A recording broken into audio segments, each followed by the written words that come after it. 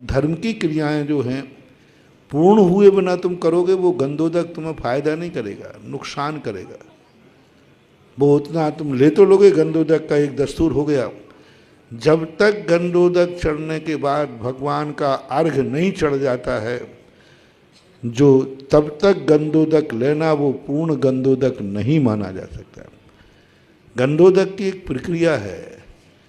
यही तो सबसे बड़ा नुकसान हुआ कि मैंने जब देखा कि लोग गंधोदक को बदनाम करते। लोगों ने प्रश्न किए मेरे सामने के, बोले महाराज आप लोग कहते हो कि गंधोदक से 700 कौड़ियों के कोढ़ दूर हुए थे, गंधोदक में ये है, हमारे लिए तो कोई फ़ायदा नहीं हो रहा है, बल्कि हमने फुड़िया में लगा लिया तो वो फोड़ा और हो गया। मैंने कहा ये लोग तो गंधोदक को बदनाम कर देंगे। फिर मैंने सोचा कि मैं गंधोदक देखूं सही कि गंधोदक है कि नहीं। तो मैंने जब तुम्हारे अभिषेक करने की प्रक्रिया देखी तो फिर मुझे गुस्सा आया। मैंने कि तुम लोग गंधोदक बनाते ही नहीं हो। आए और सीधा लोटा उठाया भगवान के 1008 कलशों की, भगवान की नहीं कलशों की, लोटा उठा के ढाल दिया, कुछ नहीं पड़ते, कुछ नहीं होने वाला बंधु। जब फिर मैंने सोचा कि नहीं ये गंधोदक को बदनाम करेंगे, फिर मैंने जब से गंधोदक के अभिषेक की विधि बताई। अभिषेक करने के 5 नंबर हैं और अभिषेक विधि से करने के 15 नंबर हैं। अब तुमने जल ढाल दिया अकेला तो तुम्हें 5 नंबर मिलेंगे, फैल हो, वो गंधोदक फैल है। और विधि पूर्वक यदि गंधोदक किया और गंधोदक नहीं भी ले पाए तो भी तुम्हें 15 नंबर मिलेंगे बिना गंधोदक लिए।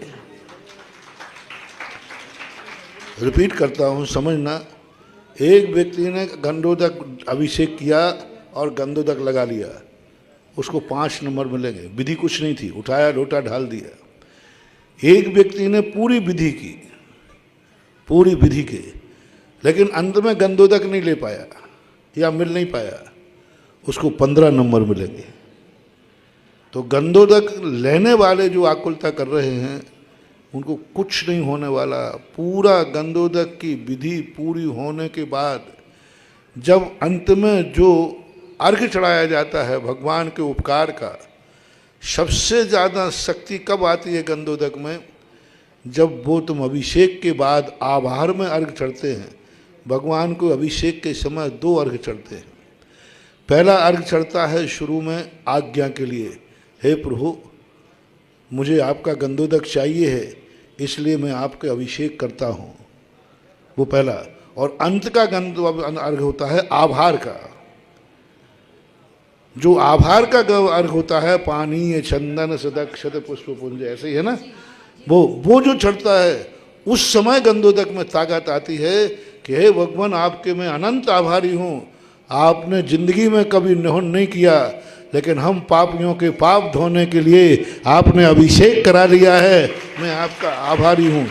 वो जो आभार का अर्घ चढ़ने के बाद गंधोदक लोगे, वो गंधोदक पूर्ण गंधोदक माना जाता है। और जहाँ भगवान बैठे हुए हैं वहाँ से कभी गंधोदक नहीं लेना। भगवान उठ जाने के बाद अथवा वहाँ से गंधोदक जो बाहर निकल के आया है वह गंधोदक लेना चाहिए। पूर्ण गंधोदक वही है, अन्यथा अधूरे में गंधोदक लेते हो, गलत है।